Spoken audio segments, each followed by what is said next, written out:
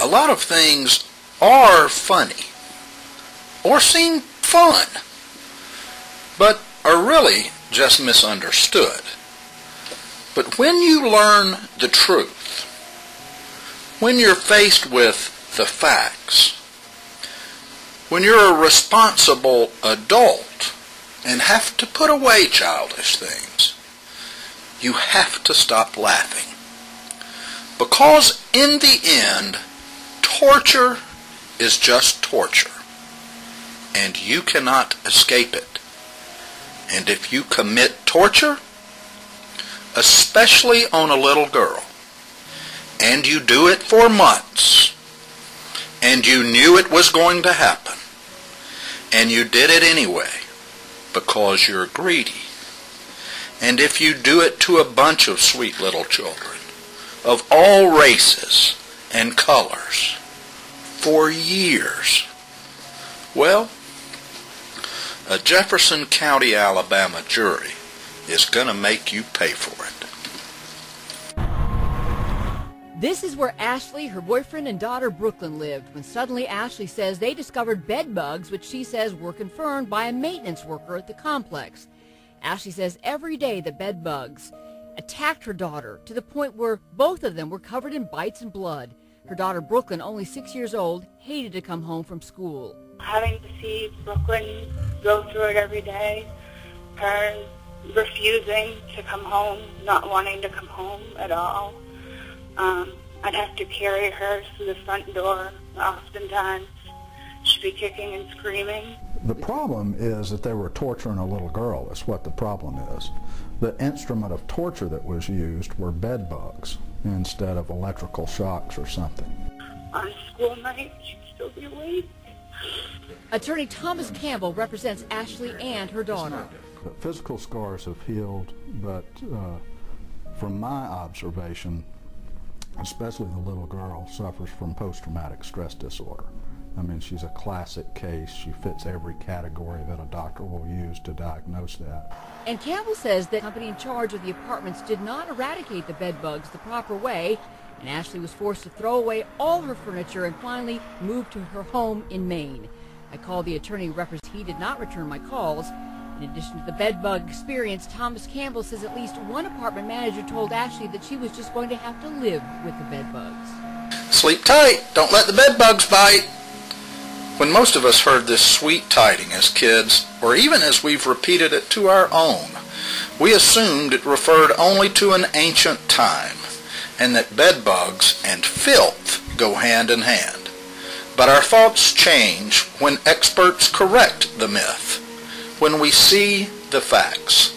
Large apartment owners and those like brag all over the internet of their property management abilities have seen this coming for well over a decade.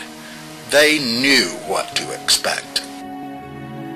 This is no childhood nursery rhyme, and quite honestly, it sounds almost ridiculous, but there are many people that think these things are a myth. They just keep biting, so you dread going to bed. Because when you go to bed, you know that you're going to be bit, and you know that these things are going to torture your mind. Why bed bugs have made such a comeback so fast is one of the great mysteries in entomology. Nobody was expecting this level of infestation. We pretty much had them knocked out from the 50s, but now they've come back. It's like a invisible monster or something, torturing you.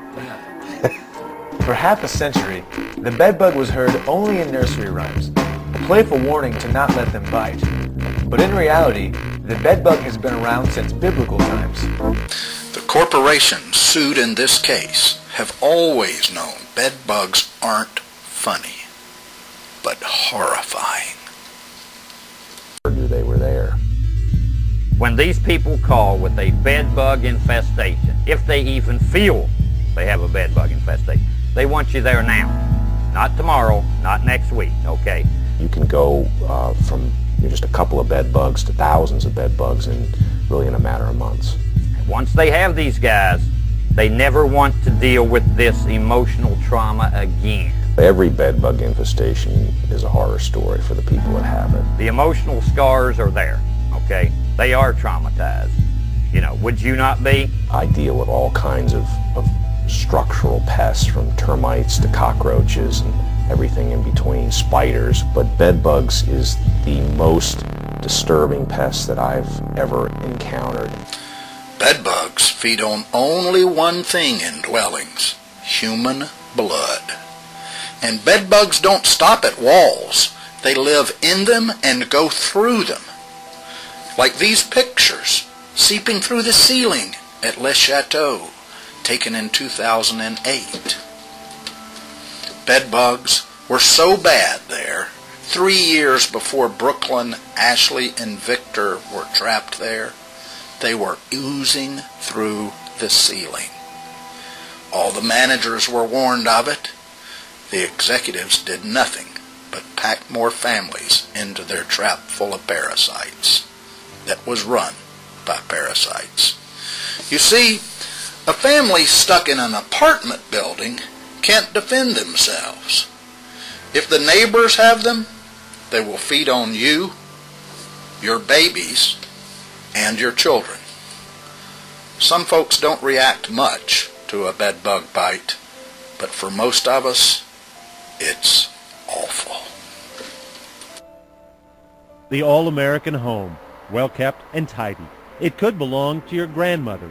Seams of the mattress. But there is trouble beneath the sheets. And we're seeing all types of adults, nymphs, basically all stages of bedbug activity here. An elderly woman sleeps here. With her head just 8 inches or so above this outlet. At night, bedbugs feed on her. In fact, you can see some blood stains probably from her. Todd Lisi of Adams Pest Control estimates the bugs have been active for more than 2 years. This is definitely the worst I've seen. An elderly man sleeps in this room in the same Minneapolis home. This is fecal matter.